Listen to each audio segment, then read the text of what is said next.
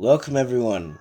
It is episode 2 of Double O Titan. I am Sher Khan and I am joined by my lovely co-host, Agent Zman. Hello. How are we doing, Agent Zman?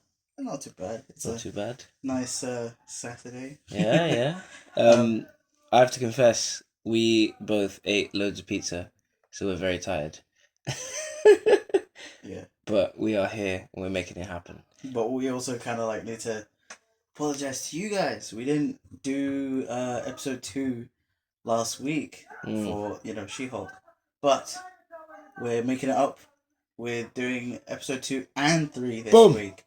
Let's double it. Jam-packed episode. But yeah, should we get into it? Episode 2. So with episode 2, we had She-Hulk losing her job and then being hired by the mysterious company GLHK. Yeah. Which are the names of Marvel creators like Stan Lee, Jack Kirby. Yeah. And all sorts. You could research yourself. Cool little Easter egg. Yeah. Obviously in the comics it is a comic company where they deal with the superhuman, clients and all that stuff. So obviously her being hired by the company, which, I think something shady is gonna go on with the boss and who he reports to, maybe Kingpin. Ooh. But do you think so? I don't know. He just seems a bit shady. The Holloway guy. He's like. Which one's the Holloway guy? The boss who hired her, or yeah, the guy who hired her. Oh, okay. But my thing coming out of her being hired by the firm is that who we're gonna see as her clients. Yeah. But obviously, we see in episode 2, but episode 3. Episode 3. We'll talk about it once we get to that. But so yeah, she's hired, but while she was just chilling out, trying to find jobs and being rejected, there was she was on her laptop and there was a certain article. Obviously, yes. If you guys watch the episode back, because obviously this podcast is not us saying everything that happened in the episode, it's just the interesting facts. Yeah. So, make sure you watch the episode and then come watch this. But this is your spoiler warning. This is your spoiler warning. Yeah. That much is clear. Yeah. But we see a little article say bar fight with man in metal with metal claws. Yes. And Wolverine, baby. Yeah, I guess that's the first kind of introduction of the MCU Wolverine. So that means he's at a stage where he's not with the X-Men, maybe. So, and there's the popular opinion that the snap has created the mutants all of a sudden, but I think that would destroy characters like Wolverine, Magneto, who are in themselves aged characters because of their rich history before what makes them Wolverine. Wolverine, he's 100+ years old, so if you suddenly say he's a mutant now, it would not make sense. So with that being said, still Wolverine, which is a big kind of thing, but I still think definitely the MCU 616 universe is gonna have a new actor for Wolverine. We have to accept that it's we're not gonna have Hugh Jackman for MCU because he said he's done. But should we get into Disney Expo? I mean, technically, he didn't say he was done. He said if a Marvel bought Fox and all the rights and that stuff, and if him and Patrick Stewart could if they did it together, then he would definitely come back. Yeah, but so we'll talk about it later. But I think I have a theory. Yeah, but we obviously got Professor X in Doctor Strange 2. It's not a spoiler if you haven't seen the film. That's your fault. It's been some time. Yeah. So it could mean that Hugh Jackman may appear, and I was thinking maybe as a client for She-Hulk. Oh. And it could be the case for, maybe talking to Doctor Strange or getting revenge for, Professor X. demise in Yeah. in Doctor Strange 2. So who knows? I still think there's a slight possibility of Hugh Jackman appearing in this show, but Yeah. either that or we'll get the MCU version of Wolverine. So maybe. But anyway, we get that little Easter egg, and then the biggest takeaway from episode 2 is Hulk leaving for Sakaar. Yeah, in the ship. He's just chilling in that big ship that, like, I think Jeff Goldblum's character, what was his name? Who knows? Can't remember. Yeah, but I think he used that ship for like parties and that yeah, stuff. we'll leave it at parties. Yeah. But it's cool to see that Hulk can fit in that ship, and the fact that, you know, he's actually going to Sakaar, which is like the whole big theory of, is there going to be a Planet Hulk film? Maybe, yeah. What's going on with Sakaar? Maybe there's a new like ruler, like maybe it's the Red King from the comics, or maybe it could be Hulk as a kid and it's Scar, which is a character in the comics. So it'd be pretty cool to see what they do with that. I don't want it to be that he comes back at the end of the show, all done. Yeah, kind of thing. yeah. It'll feel like a wasted potential. Because if you think, like, obviously the MCU has got us used to interplanetary travel and all this kind of stuff, but it's not a small deal for a big character like the Hulk, pun unintended, big character, but someone like him of his stature in the MCU to just ship off to a planet and then come back like all done, you know what I mean? Yeah. So I think there's definitely going to be some sort of explanation. Maybe it's, like you said, setting up a film or something like that, but definitely we're going to get more answers on, because he's, you know what I mean, he can't just up and go, and then come back and be like, I'm done. Yeah. Because I know everyone... Although I have a feeling they might do that. I don't know. I would hate that. But I think with Hulk in the MCU, everyone is not the biggest fan of Smart Hulk, just because it's kind of like a departure to, you know, what we've seen, like, in terms of movie-wise, Incredible Hulk, which is MCU canon, but, you know, you gotta think of replacing the face of Edward Norton with Mark Ruffalo. Yeah. Because, you know, we've got characters like Abomination, Tim Roth coming back. So, but I defo think that we might get the Savage Hulk, as he's called, maybe at the end or towards Secret War, because in the comics, that's during Secret War, Hulk is Professor Hulk, but then he loses his intelligence during the whole event, which slightly reverts him back to, well, it does revert him back to Savage Hulk. So see, that's cool, because like I didn't know that, so it's kind of cool that we can bring these kind of two audiences, if you will, of me, the casual viewer, like not casual, but like just above casual viewer, and then the, you know, the expert in the form of Agent Zman.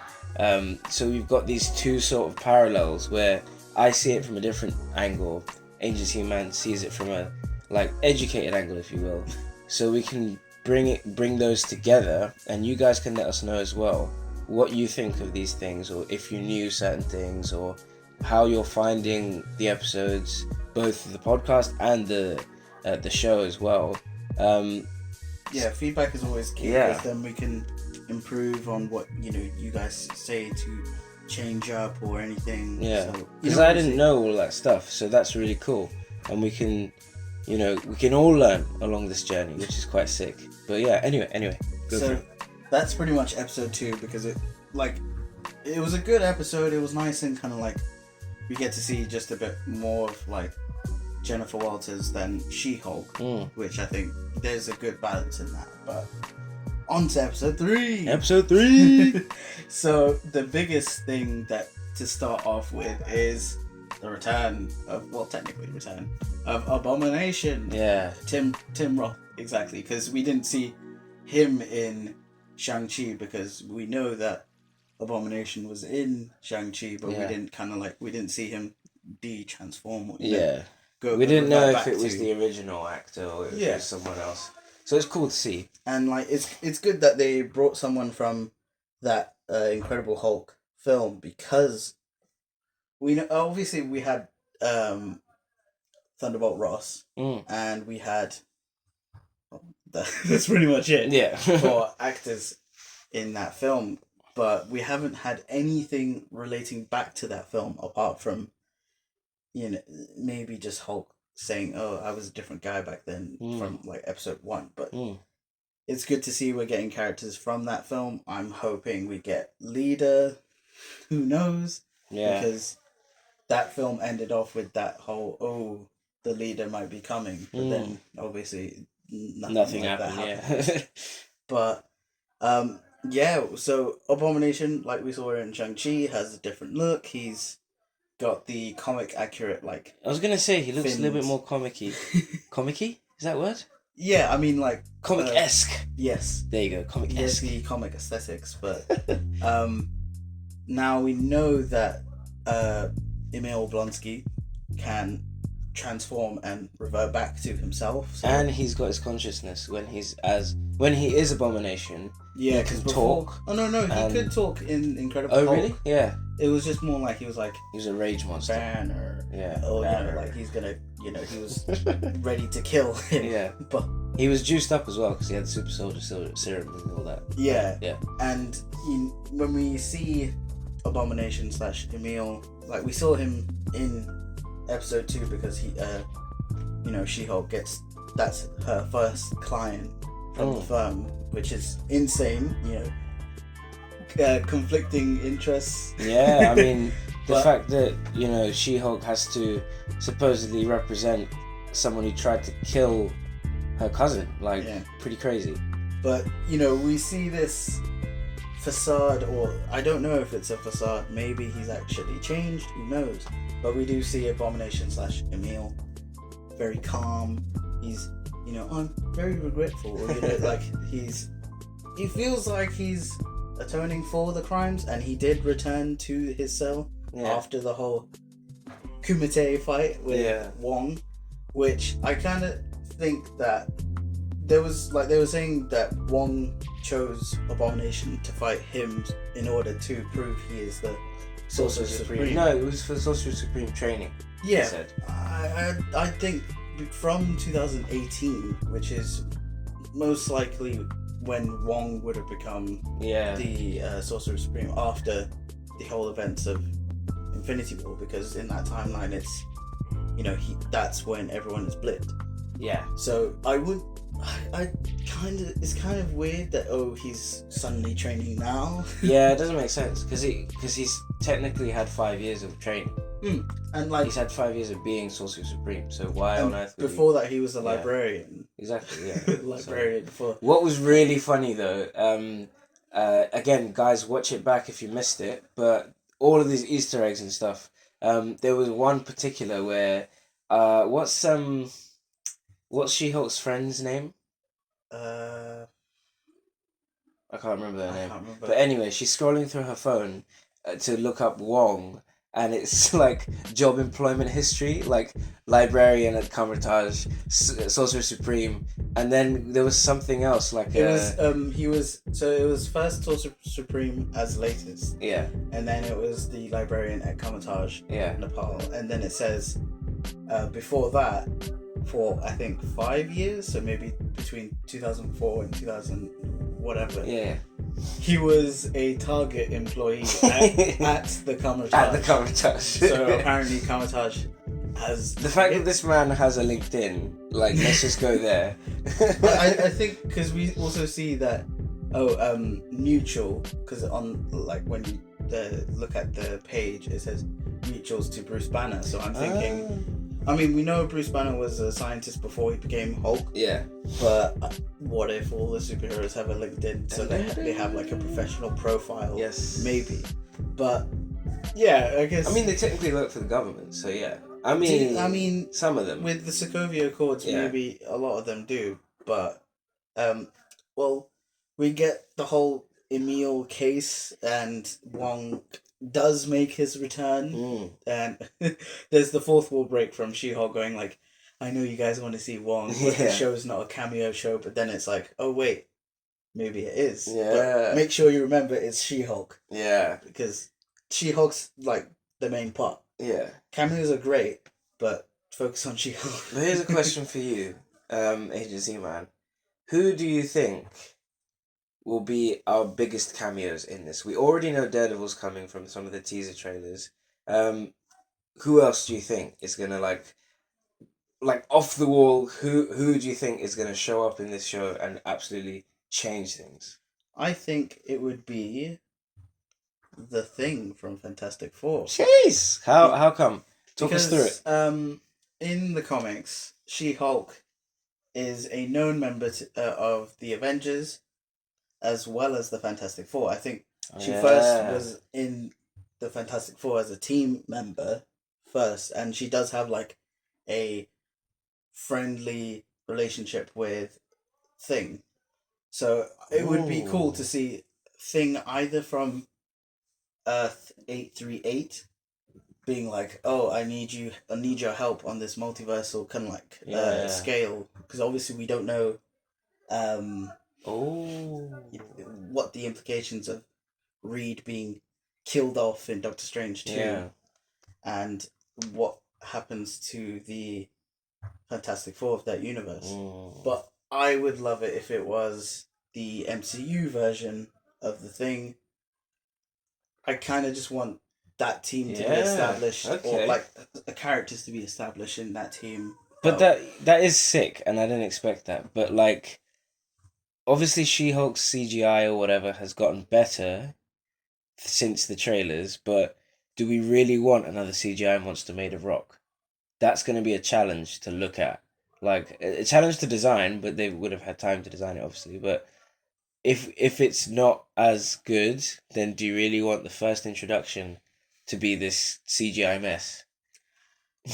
Yeah, I mean, obviously, I have my kind of love-hate relationship with CGI in the MCU because it's overused when they could make practical versions.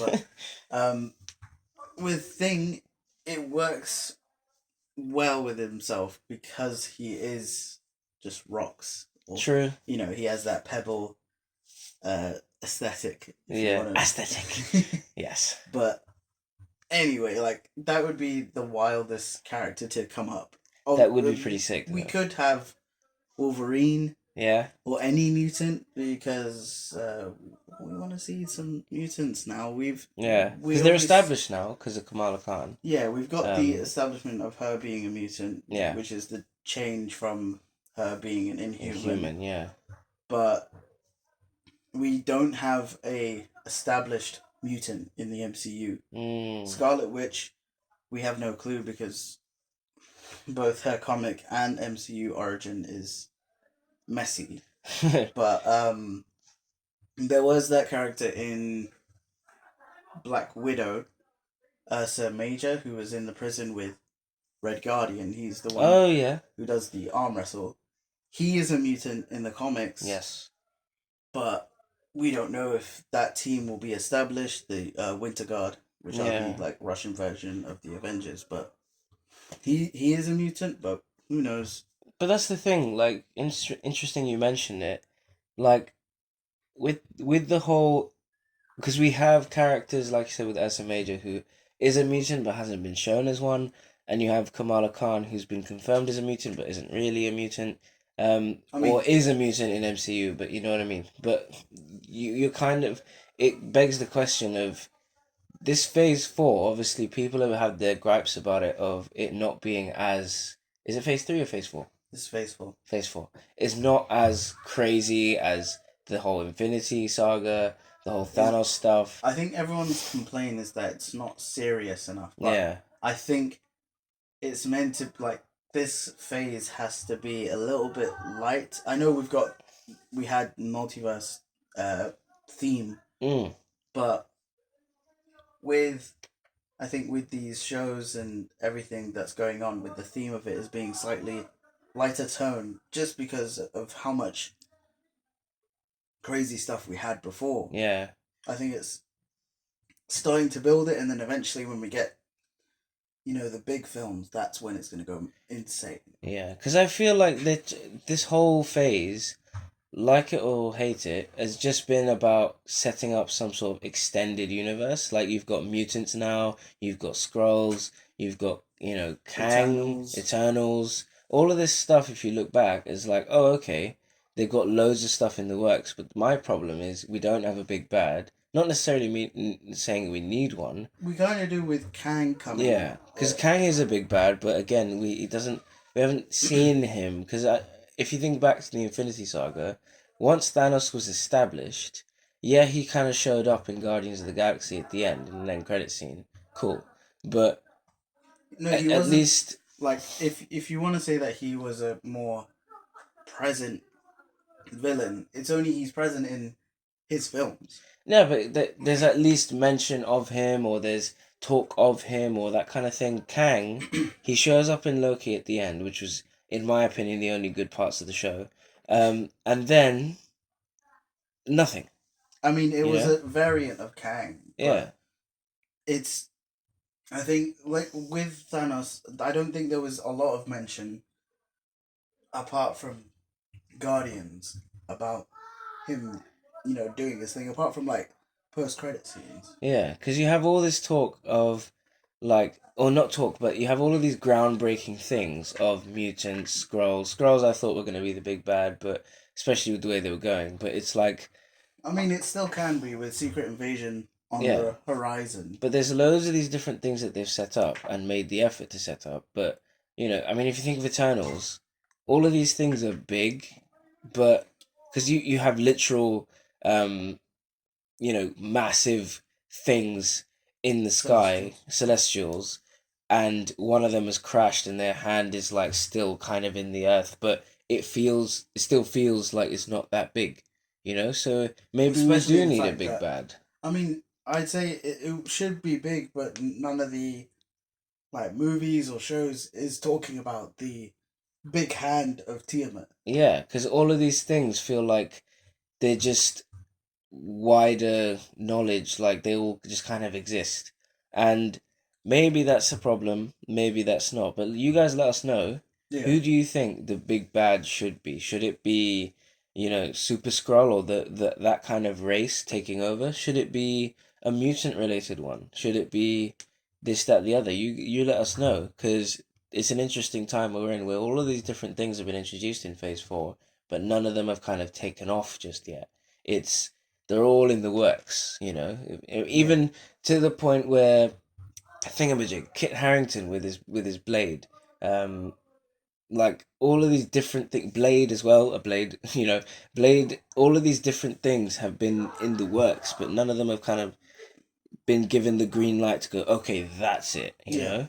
So we'll see what happens, Yeah. but you guys let us know. But back to She-Hulk.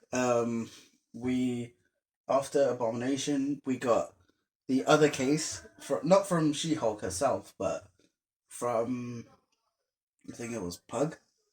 Oh yeah, plug the pug.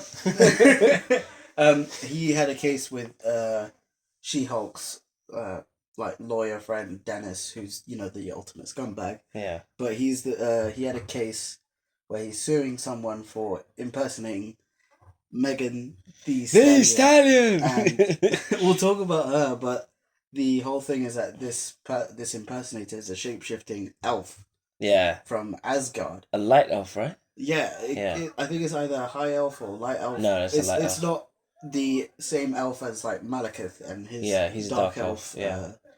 race, but it's very interesting that we do have characters from the other realms of Asgard, like a an elf, you know, causing mayhem by doing this, and it was funny to see, this very old elf Asgardian just like impersonate Pug, and then like impersonate the judge. It was quite cool, like the effect of how she transformed into Yeah.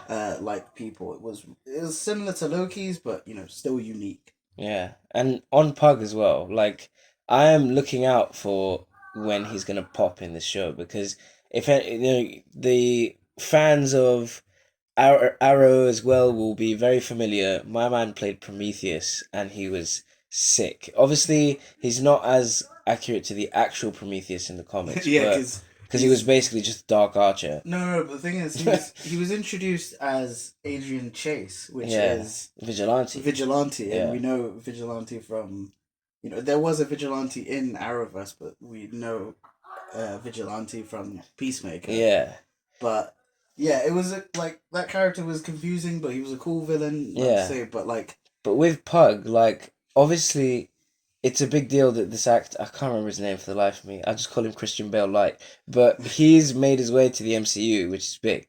But I'm waiting for because there's no way he would be cast in a small role. Like, no, but like the character in the comics is just like is a friend of of She-Hulk and is part of that like lawyer yeah, cast that how Daredevil has Foggy and Karen, yeah.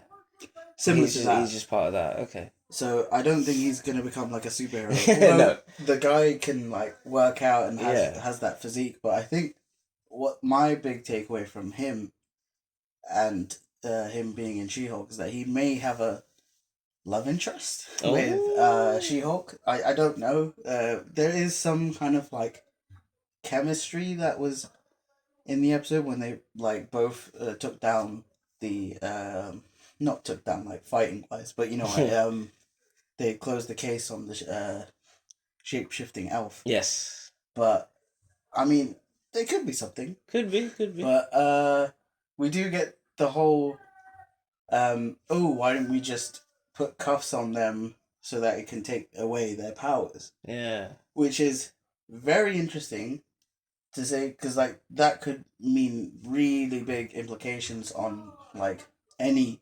superhumans in the MCU that because She-Hulk was like, "Ooh, I'm gonna keep this idea because it may cause some very big events, like the comic version of Civil War, or like the Superhuman Registration Act, or even the Mutant Registration Act, that they can finally detain and depower these characters and put them in the raft, and there you go. That would be crazy. Yeah. Because we know Abomination didn't have any power dampener No. on him in his cell. He could easily transform. Which is silly. Like, why? What? I mean, I guess, although in this MCU timeline, we're in the like time 2025 or 20, That's not true our because timeline, yeah, not our like because present the snap year. progressed because it was like 5 years Gap, later. yeah. And yeah, that's true because it's basically our time, but present day is 2025. So that's a good point to mention. But I'd still think that they would have had like power dampening cuffs, but that could mean very bad implications because then what if someone gets wrongfully arrested like a superhero and then it causes a whole issue and She-Hulk created that. Yeah. But obviously we had Megan Thee Stallion. Megan Thee Stallion! I thought it was really funny. Which was great. I mean, it's a nice cameo. Yeah. Like, all the cameos don't have to be big, like, implications to the MCU. It could just be a celebrity because exactly the fact that this is a lawyer show. I was going to say, it works for the show. It really does work for the show. But I do think when she signs up as a client for She-Hulk, I was like, does she have superpowers? No. Because, it's for the superhuman division. Oh, yeah, that was right at the end, wasn't it? Yeah.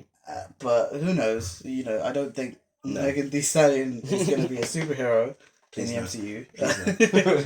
But we'll see if she comes back. Yeah. But close to the end of the episode, we had She-Hulk being attacked by a crew. Oh. With construction weapons. Yes. And all that.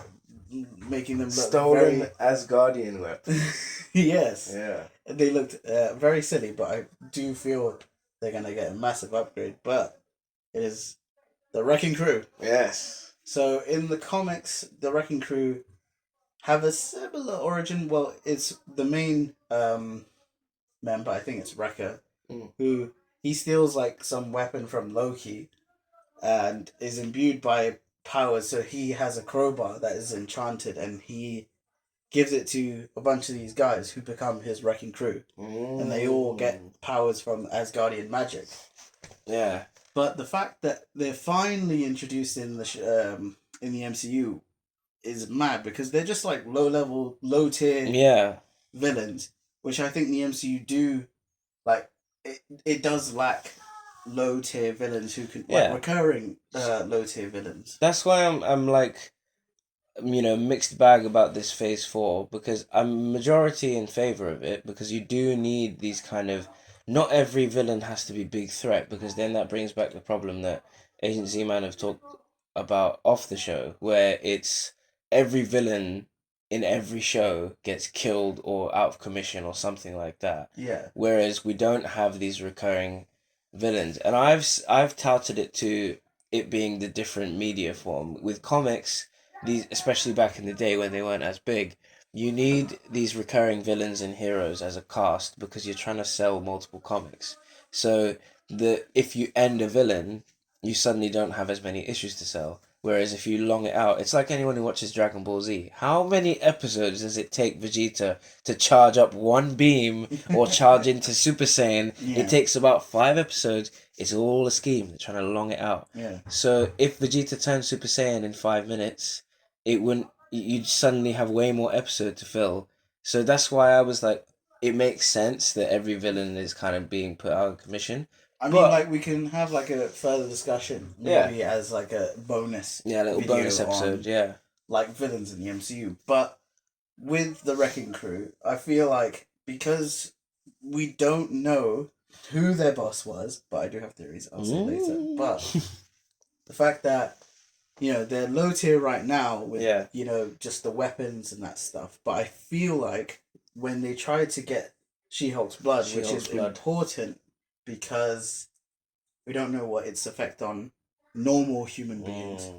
I would think that if they do get her powers, or like her blood, they may inject it into each other, or like it may be synthesized to make the Wrecking Crew like huge, like muscly people, because they are like that in the comics, that they're like really big and muscly, and they have like they can hold their own against Thor and Hulk. So I feel like that's the purpose of getting their blood, but I do think their boss may want that that green juice from She-Hulk. Because they mentioned they're like, oh, boss is not going to be happy. So the boss, I have multiple theories on who it could be. The first one is Kingpin. Yeah. So it makes sense for establishing then like we already have Kingpin established in the MCU, and we know he's coming back for Echo, and maybe I think he is coming back for Daredevil, which is good. He's a recurring villain. Good. Yeah, good. But it'll make sense that they want to keep all the like street level like shenanigans to one big boss. So maybe the Kingpin is the one controlling the Power Broker, controlling the Wrecking Crew, and maybe he needs She-Hulk's blood to get more strength, because I don't know about you, but in Hawkeye, he was a madness. He could lift people, he could throw them like mad. Yeah. And my theory was that he may have gotten some of that super soldier serum from, the one that John Walker takes. Yes. But obviously that was like limited amount because he got the last one. But we knew there was a batch created. Yeah. So who knows? He might have taken that, and that's why he's a little bit stronger compared to his like Netflix counterpart. Because we've seen in Netflix, obviously, because they're the same character, essentially. He was strong, right? But we always thought, oh, okay, because he's a big boy, he's strong. But like this, if you compare in Netflix when he's slamming a car door to fully picking up stuff, throwing it, and almost destroying a shop, if I remember, like. This kind of stuff doesn't happen if you're just a big boy, There's got to be something. He is definitely stronger than normal people because, we saw him working out in the prison gyms. I think he would continue to do that. But Unless my man's racking 50 kg on each side and the bar is like 20 or something, I don't see it. Like, I think you're right. There's got to be something. He's juicing up. Yeah. But not like to the extent that he's a drug addict, No. like Bane or something like that. No. It's more so he's carefully done it so that he's stronger, so he kind of can match up to the MCU characters. Yeah. Because in his own show, he was the strongest character, Exactly, apart from like maybe the Hand or Nobu or who, like, you know. Yeah. Like supernatural characters, but with the MCU, I think they needed to like power him up. Yeah. So maybe with She-Hulk's blood, which I do think they will eventually get. Yeah, somehow. Her blood. Who knows? Maybe when she's Jen. Yeah, no, I I definitely think they're gonna take it when she's Jen, because they did say, when she turned green, it was hard, like the needle broke. Yeah. But, so that's Kingpin. Yeah. The other character, I think, and we were talking about this character from this film, but the leader.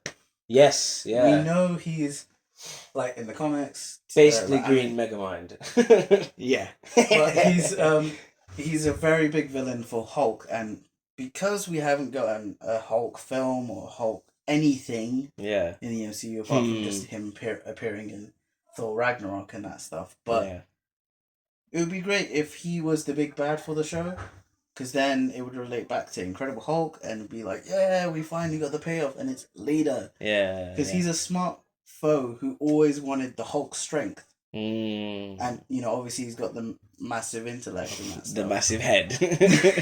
And, like, I think, for those who remember the animated show, that was his whole goal. Yeah. To get the Hulk strength. So then he'd have both the strength and the smartness. Yeah. With Hulk off-world, I think he would capitalize on She-Hulk and how she's perfect in the sense with the balance of the strength and the rage. She doesn't Hulk out like Hulk. So maybe that's his goal. And he's hired the Wrecking Crew to get the blood. To either power him or maybe to stabilize him. We don't know his condition after Incredible Hulk. I do feel like this show will run a bit like Hawkeye. Hawkeye was a more grounded show, for better or for worse, but it took until the last couple of episodes to get the big bad. Kingpin, I think it was shown on a photo on the phone as the last bit before the episode ended, and then we had the last couple of episodes as the big bad. I think She-Hulk will run the same way. We'll have, very much as it is now, exploring who She-Hulk is and how Jen kind of interacts with that in her real life. But then, having these things prop up, like definitely Wrecking Crew is a way to get that in early, but I think it will unravel into having a big bad, like Agent Zman is saying, where all of a sudden these little isolated incidents that have been happening to She-Hulk suddenly are all connected. Yeah. And she feels, where's Bruce? Where's my cousin? I need him back, kind of thing. With characters like Daredevil making an appearance, I don't think his is a more like a small cameo. I think he may be there to help her. Yeah. If it is Kingpin, makes more sense. Yeah. Because he's dealt with Kingpin.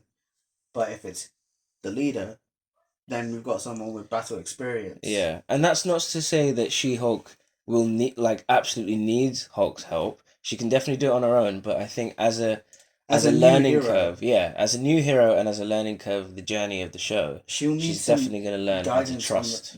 She'll need guidance on the superhero part. Yeah, because definitely. Right now, she doesn't have that. She has, she's living with the experience of being She-Hulk.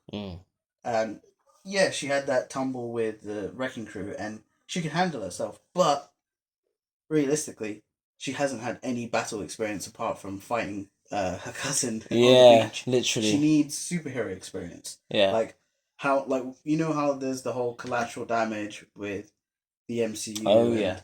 Sokovia Accords and all that kind of stuff. So someone needs to train her to avoid those big things, because as a Hulk, you're going to destroy stuff. Yeah, definitely. But with She-Hulk, because of the way she is, as she's got a perfect balance, she's more, she could be prosecuted or,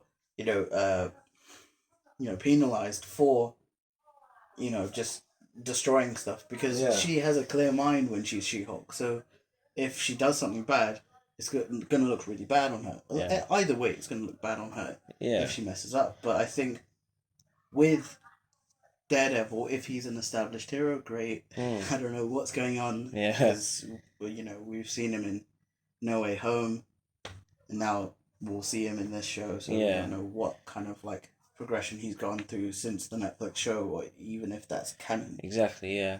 But like going back to She-Hulk as well, like, and the first episode where we were talking about how she initially doesn't want to be a superhero, rejecting the hero's journey kind of thing, very much being a trope of the hero's journey.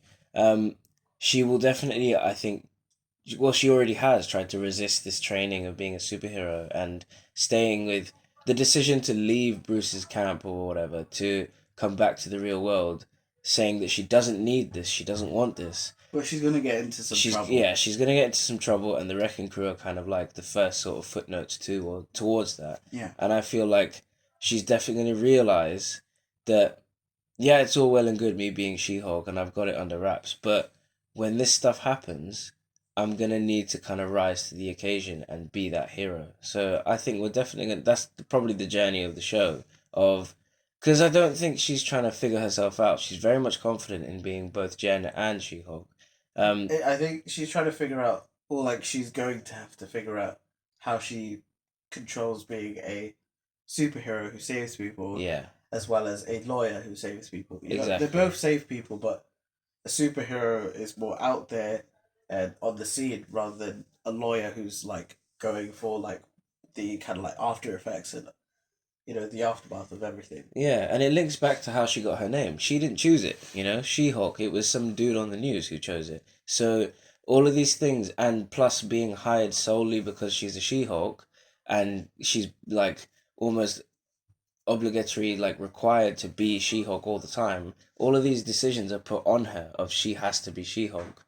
But I think the journey of the show will be her deciding, no, I want to be She-Hulk.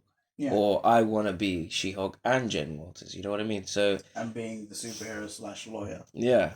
So there's definitely a lot of interesting things that has happened in both episodes 2 and 3.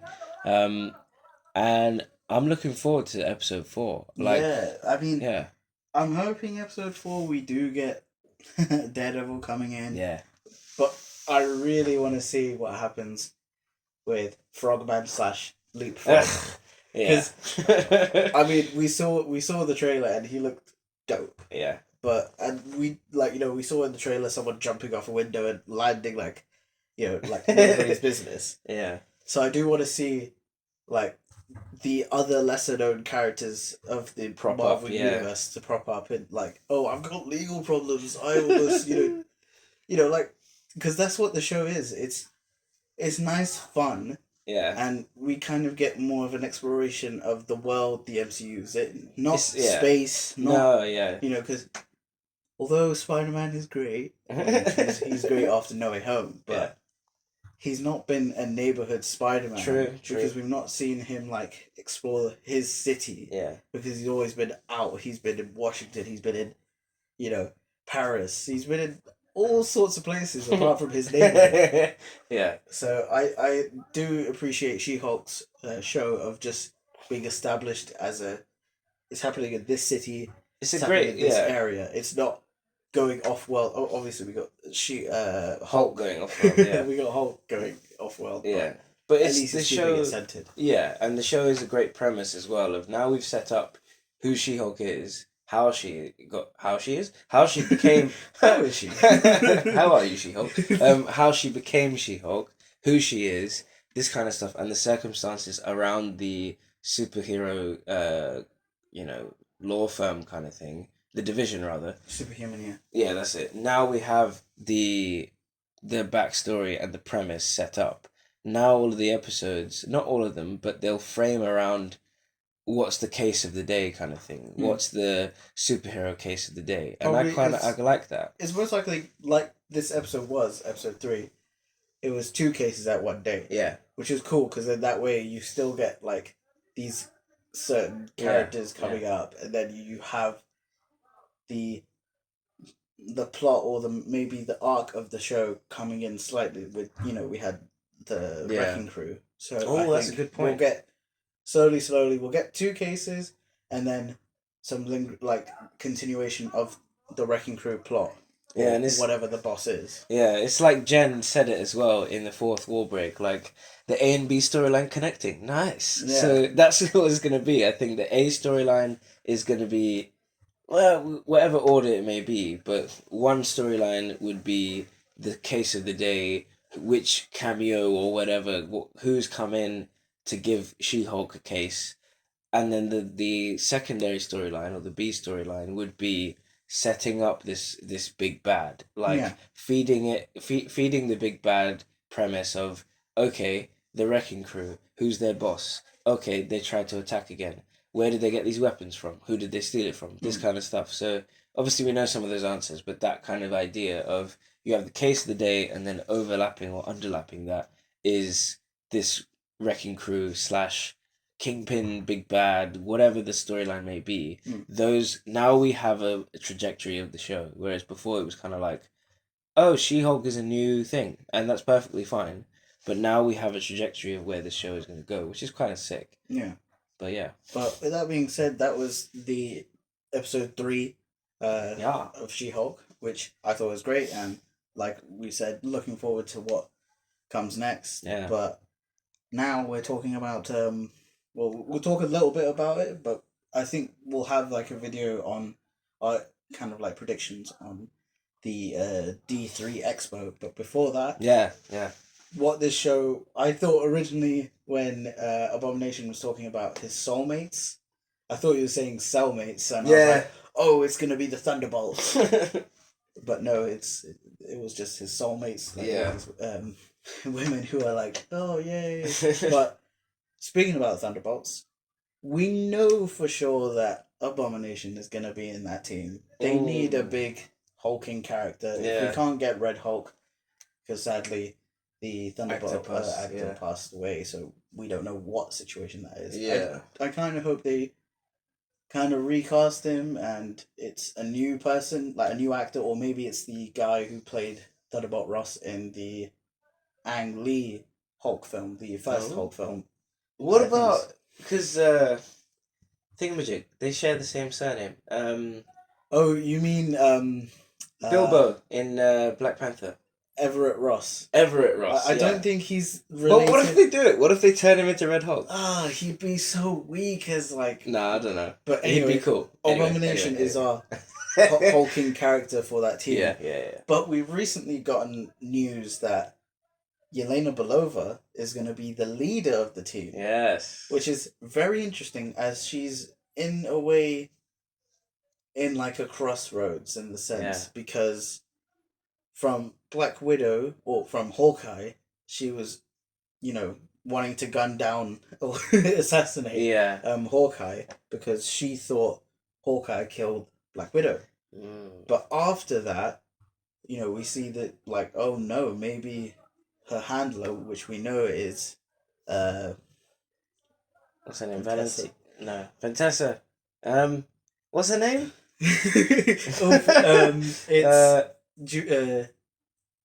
She tried to shorten it for us, and we don't even remember as well. Contessa Van Fontaine. Fontaine. Contessa de Fontaine. Something.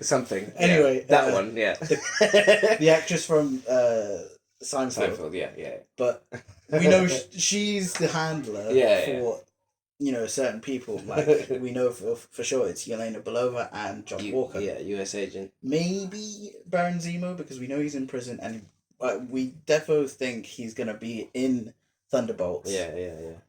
But it's surprising that he's not the leader. But I think that makes sense, as he's a known criminal. Yeah. With Yelena Belova, she has the kind of celebrity because she's basically Black Widow too.